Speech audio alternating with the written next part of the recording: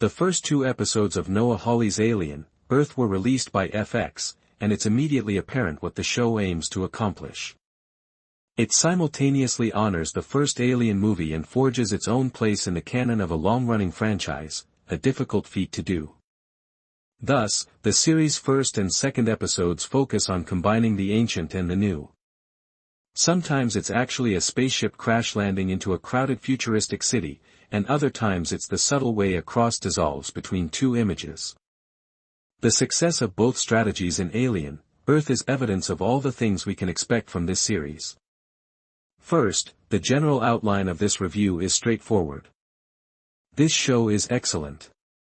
It's entertaining to be around and well-written, well-acted, and well-crafted.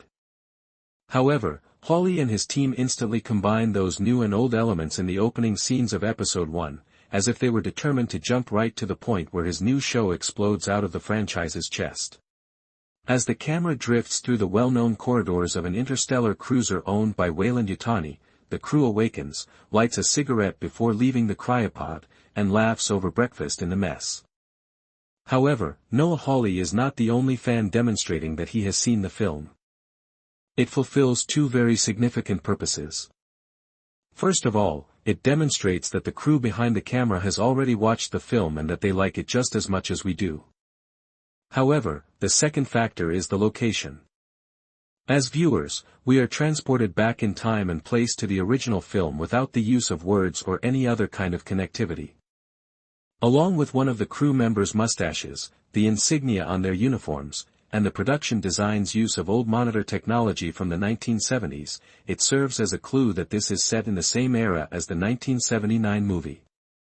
Thus, it begins as a reimagining of Ridley Scott's original picture, scene for shot, until they begin to cut it up a bit.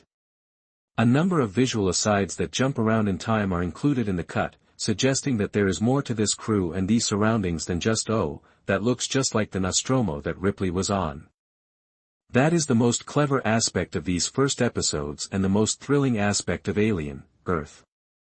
There has been much discussion regarding how this relates to the franchise and which canonical elements are being taken into consideration. However, Hawley and his staff are saying yes to everything in this opening sequence. Although the premise and timeframe are familiar, they are implementing some novel ideas inside it. Yes to everything, according to Hawley and his crew. The Peter Pan allegory at the heart of this season's plot is one of those novelties. The protagonist of the first episodes and the youngest trillionaire on Earth, Boy Cavalier, played by Samuel Blanken, is nearing the end of his quest for immortality. In contrast to the Lost Boys, Sidney Chandler's Marcy, the first child with a terminal illness to enter a synthetic body, adopts the name Wendy and becomes Peter Pan's companion who is meant to grow up. It is an appropriate metaphor for a franchise based on a creature whose distinguishing characteristic is that it changes into something else, as well as a show about how children's consciousnesses change into something else. However, there is one scene in particular when the story's form and function align in a really beautiful way. Following Marcy's transformation into Wendy, there is a serene scene with a cute small TV on the radio needle drop and Wendy appearing really content as she gazes out to sea without any worries. A big cry from the scenario where Marcy was strapped to and for stand. However, all that separates the very unsettling image of Wendy stomping through the jungle, content as a clam, is one agonizingly slow cross. The best thing about that contrast is that the program doesn't let you stay in any kind of celebration for too long. It's awkward in slow motion and obviously strange.